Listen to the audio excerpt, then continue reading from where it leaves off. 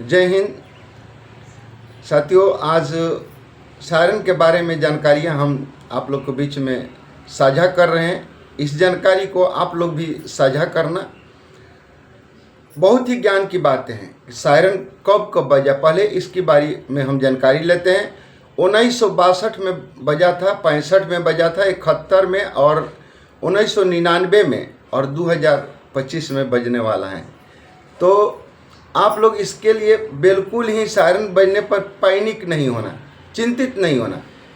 देशभक्ति परम शक्ति, देशभक्ति में डूब जाना। जैसे ही देशभक्ति में डूबेंगे आपको परम अपार शक्ति मिलेगा। जब कभी सायरन बजता है, ये भारत सरकार द्वारा ही इसको लागू किया जाता है। और जब युद्ध का समय आने वाला हो या युद्ध चल रहा हो तब ये सायरन बजाया जाता है। इसमें कुछ हवाई सिग्नल होता है जो आपको ग्रीन, जैसे आप देखे होंगे ट्रेन में, उसके बाद में आपको रोडों पर ये सिग्नल आपको मिलता है ग्रीन, और उसके बाद में येलो और उसके बाद में रेड। तो इस तरह का 3 सिग्नल आपको आकाश मिलेगा। रेड है तो समझो कि वार चल रहा है। उसके बाद में येलो है तो आप कुछ काम कर भी सकते हो और अपने सूझबूझ से निकल सकते हो और नहीं भी निकल सकते हो। और ग्रीन है तो बिल्कुल क्लियर हो गया, कोई युद्ध नहीं है। तो इस तरह का सिग्नल आपको संकेत भी मिलता रहेगा।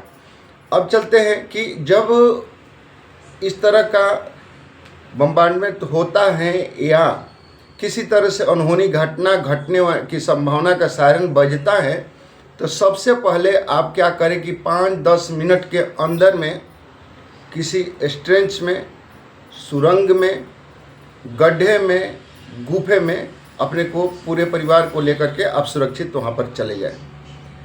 दूसरी बात कि 15 से 10 मिनट में देर नहीं करना, ये चीज़ ध्यान रखना। सायरन तो बहुत बजता है, आप देखे होंगे फायर ब्रिगेड का भी सायरन बजता है और एम्बुलेंस का भी सायरन बजता है, लेकिन दोनों में ये वार सायरन का अलग ही साउंड होता है। और इसका लगभग 20 किलोमीटर, 30 किलोमीटर, 50 किलोमीटर पर साउंड इसका सुनाई देता है बिल्कुल क्लियर से।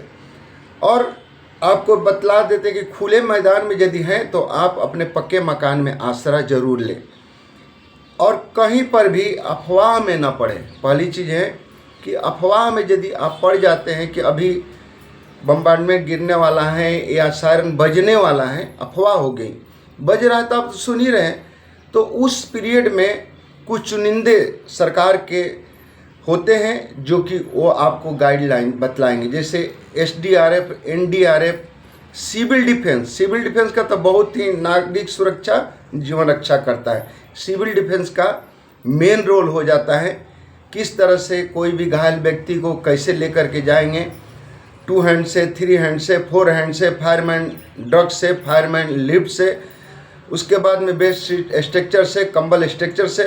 तो स्ट्रक्चर का उस समय अभाव हो जाता है, तो ये सब परिपूर्ण होते हैं सिविल डिफेंस वाले। तो आपको पूरा मदद करेंगे भी, और आपको जैसे ब्लीडिंग हो रहा है तो ब्लीडिंग को भी वो रोकेंगे। जैसे कहीं पर भी आपको टूट फूट हो जाती, खपाची से भी वो व्यवस्था करके इम्प्रोवाइज मेथड से आपको मदद करेंगे, क्योंकि वो होते ही हैं नागरिकों को सुरक्षा और जीवन को रक्षा देने वाले।